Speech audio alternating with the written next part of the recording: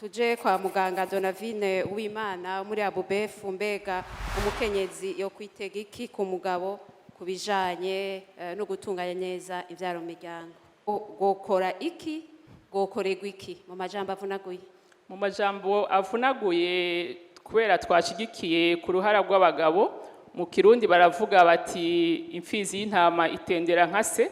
No kuvuga yuko twifuza yuko abagabo boba akarorero cyane cyane mu kiganiro cyo kuziko, ikiganiro cyo kuganiriza ugwaruka kugira ngo bashobore kumenya ibishobora gushika mu gihe batitunganije neza canke bagize inyifato ituma bashobora kuba abavyeyi hataragera bikagorana gutunganya umuryango, kuko turazi ko nk'umwigeme atanguye kwibaruka atarakwiza imyaka 18 azoshika guca ibintu vyamaze kurengera. Ugwaruka rero rwari rukwiye kuronka indero ivuye ku muryango, rukaronka n'inyigisho zitanzwe n'ababifitiye ubuhinga, ababinonosoye, kugira ngo bafashwe bashobore gutunganya ubuzima bwabo nk'uko bibereye.